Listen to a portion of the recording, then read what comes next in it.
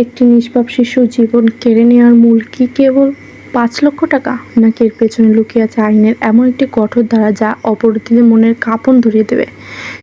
সম্প্রতি শিশু রামিসা হত্যা ও ধর্ষণ মামলার রায় দেশের মানুষকে নাড়িয়ে দিয়েছে, যেখানে আসামিদের মৃত্যুদণ্ডের পাশাপাশি ৫ লক্ষ টাকা জরিমানা করা হয়েছে। কিন্তু আইন অনুযায়ী এই জরিমানার টাকা আসলে কার কাছে যায়, আর কেনই বা মৃত্যুদণ্ডের পরেও আর্থিক দণ্ড দেওয়া হয়? আজকের ভিডিওতে আমরা এই পুরো বিষয়টি অত্যন্ত সহজ ভাষায় জানব। হ্যালো ভিউয়ার্স, আশা করি সবাই ভালো আছেন। আমরা অনেকেই খবরের কাগজে বা টেলিভিশনে দেখি যে বড় কোনো অপরাধের সাজা হিসেবে ফাঁসি বা যাবজ্জীবন কারাদণ্ডের পাশাপাশি লক্ষ টাকা জরিমানা করা হয়।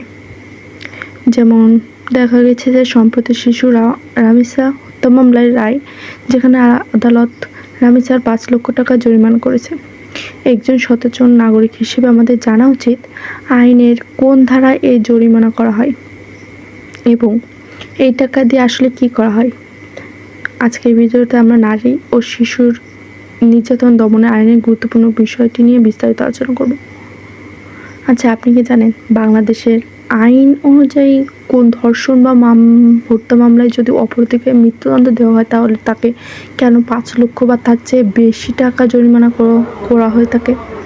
সম্প্রতি শিশু রামিসা হত্যার মামলায় রায়ের পর এই বিষয়টি নিয়ে অনেকেই মনে নানা প্রশ্ন জেগেছে। এই ৫ লক্ষ টাকা জরিমানা কি সরকারের তহবিলে যায়, নাকি ভুক্তভোগী পরিবারে পায়? আজকের ভিডিওতে আমরা এই আইনি রহস্যটি উন্মোচন করব এবং জানব এর পেছনে আসল ধারাটা কি। ধর্ষণের ফলে মৃত্যু হলে দণ্ডনীয় এবং বাধ্যতামূলক আর্থিক জরিমানা হয়। এই ধারা অনুযায়ী যদি কেউ কোন নারী বা শিশুকে ধর্ষণ করে এবং সে ধর্ষণের কারণে যদি ভুক্তভোগী মৃত্যু ঘটে, তবে অপরাধীর শাস্তি হবে মৃত্যুদণ্ড। আইনটি পরিষ্কার বলা হয়েছে, এই শারীরিক শাস্তির পাশাপাশি আদালত বাধ্যতামূলকভাবে আসামির এক ভারী অঙ্কের টাকা জরিমানা করবে। আর এই যে টাকাটা, এটা আসলে কে পাবে, এর বিষয়েও এখানে বলা হয়েছে যে অনেকেই মনে করতে পারেন যে এই টাকাটা কোথায় যায়, সরকার তহবিলে জমা হয় নাকি বিশেষ কোনো বিশেষত্বের ইসে দেওয়া হয়, কিন্তু আসলে সেরকম কিছু হয় না। আইন অনুযায়ী জরিমানার সম্পূর্ণ টাকা আদালত করে ভুক্তভোগী শিশুর পরিবার বা তার আইনি অভিভাবকের ক্ষতিপূরণ হিসেবে দেওয়া হয়। যদি আসামির নগদ টাকা না থাকে, তবে তার স্থাবর অস্থাবর সম্পত্তি বিক্রি করে আদালতের টাকা আদায় করে ব্যবস্থা করবেন। আইনের এই কঠোর প্রয়োগের পারে আমাদের সমাজ থেকে নারী ও শিশু নির্যাতন চিরতরে বন্ধ করতে। সত্যি, শিশু রামিসা হত্যার মামলায় এই রায় নিয়ে আপনার মূল্যবান মতামত কি?